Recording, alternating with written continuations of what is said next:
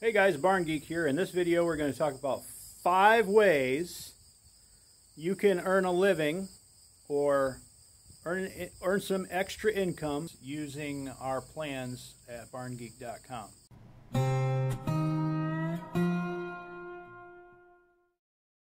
So let's go through them. Number 1, the obvious one, is you could build these. You could just be a contractor and build these plans or build these barns for people. You would have a very unique niche so that you can separate yourself out from other contractors in the area. Once you start building these and people love them, they're going to tell their friends, and you're going to have to turn away customers. It really is that way. It's really nice to have stuff like this in your portfolio when you're showing a customer what you can do for them. So, and a bonus is, I know a lot of people, contractors starting out, don't have a portfolio built up. Build your own barn first. Like I said in the last video, that's what I recommend. Build your own barn first. But if you build your own barn, take pictures of that, show that to your client and say, hey, we've got this barn that I've built personally, so I've got experience, and there's all these other designs, and you could show them our website and show them what you can do for them. So, and one caveat I would say is that we do ask, if you are going to do this, for every barn you build, that your customer has a membership in our library, because that will help them understand the process a little bit better. They'll be able to have access to the plans, and we answer a lot of questions in that library as far as the details of how the process works, and that way you don't have to do it. So number 2, you could provide material to either contractors that are building these or homeowners in your area. If you own a sawmill, or even if you don't own a sawmill, know people that do own a sawmill, and they don't want to do the legwork of finding customers, you can go out and find the customers for them and provide that service to local people that are looking for structures like this. And then, you get a little bit of a profit in between for your effort. You just want to make sure you build a good relationship with some local suppliers of rough cut lumber. So number 3 business you can do is you can build something like this, some of our barns, and rent them out as a wedding venue or some other type of party venue. Weddings is a huge business. We have a lot of customers that build our barns and rent them out for weddings for a very good profit.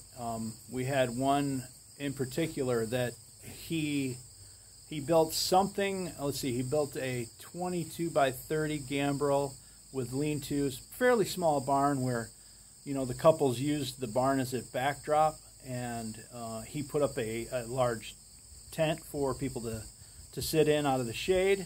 So it was kind of like a semi-outdoor type of wedding, but they had the barn as a backdrop, and he was able to make enough off of that first year that the second year he built a huge gambrel pavilion. I think it was 40 by 84 pavilion. It was huge. It's a gambrel with lean-tos, has king post trusses in it.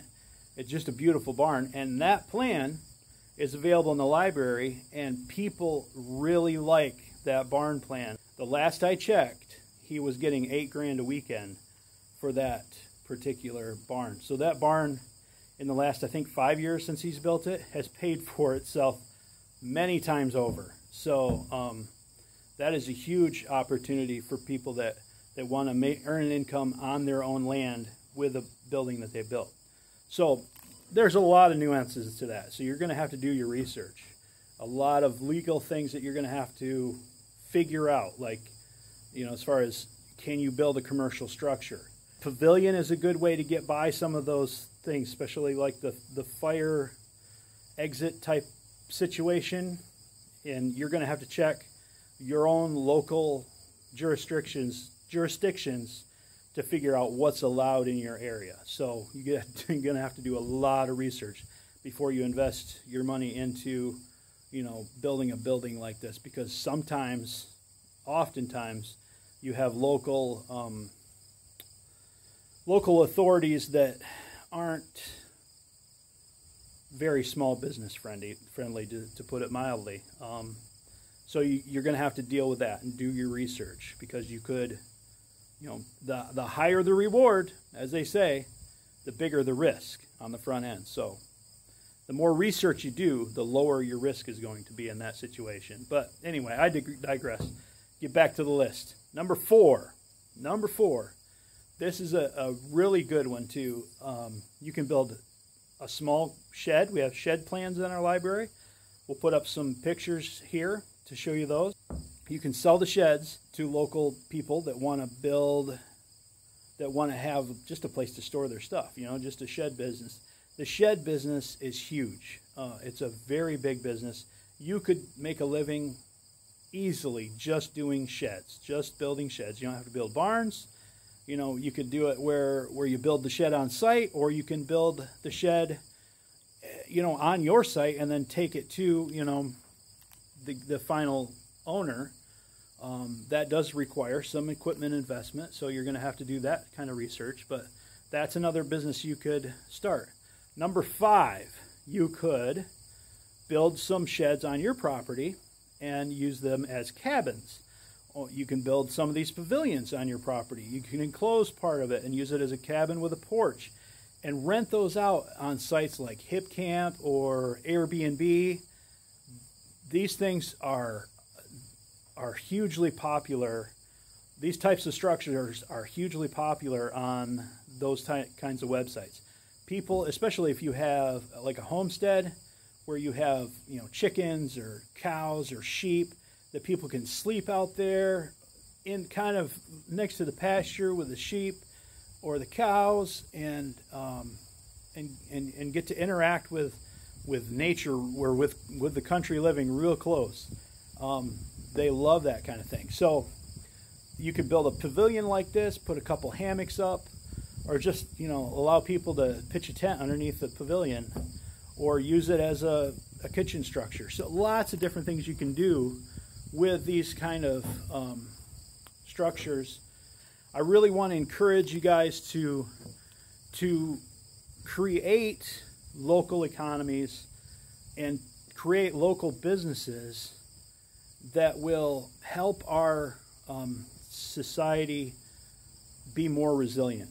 I think one of the biggest glaring issues that we've discovered since the whole COVID thing is our local economies are kind of fragile, and we've gotten way too reliant on big suppliers of like lumber and big suppliers of food. So we really need to make that industry smaller, have a smaller core where you know your butcher, you know your wood guy, you know your contractors, you know them personally, you go to church with them, you do activities with them. That is going to really make our local economies more resilient. I know some of you are already doing stuff like this, so comment below. I'd like to hear about it, because it really encourages me to keep doing what I'm doing, keep uploading videos, and we'll catch you on the next one. Have a great day. There's a link down in the description where you can get our plans and have fun. I look forward to hearing your stories of what you guys are able to do with the Barn Geek plans. Join the Barn Geeks group and post pictures. I really enjoy seeing the things that people do. So anyway, have a great day, and we'll talk to you on the next video.